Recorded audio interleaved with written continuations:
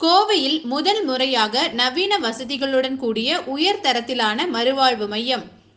கோவையில் முதன்முறையாக பெண்கள், குழந்தைகள், முதியவர்கள் அனைத்து தரப்பினருக்கும் பொதுவான ஹெல்த் கேர் தொடர்பான மறுவாழ்வு மையம் துவங்கப்பட்டது.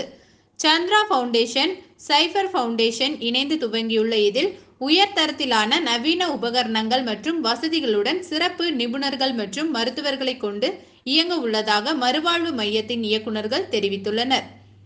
மருத்துவமனைகளில் நோய்க்கான சிகிச்சை எடுத்து முடித்தாலும் காயம், அறுவை சிகிச்சை, நோய் அல்லது நோயை தொடர்ந்து அல்லது வயதுக்கு ஏற்ப அவர்களின் செயல்பாடு குறைந்து விடுவதால் நோயை தாண்டி மீண்டும் பழைய நிலைமைக்கு திரும்ப ஒரு கட்டத்தில் மறுவாழ்வு மையங்கள் அவசியமாக உள்ளன.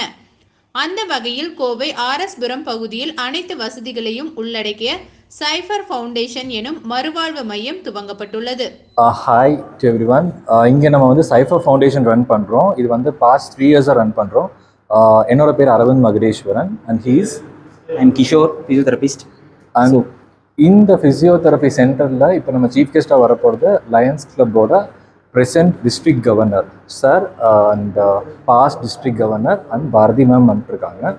அண்ட் ரோட்ராக்ட் கிளப்லேருந்து ராம் பிரசாத் சார் வந்திருக்காரு, கோட்டா குரூப் அவங்க. Then Ravichandran sir, special social worker, so அவர் வந்திருக்காரு. Then Suresh Gokuldas, building owner plus வந்து அவர் சோஷியல் ஒர்க்கர். So Rotary கிளப்போட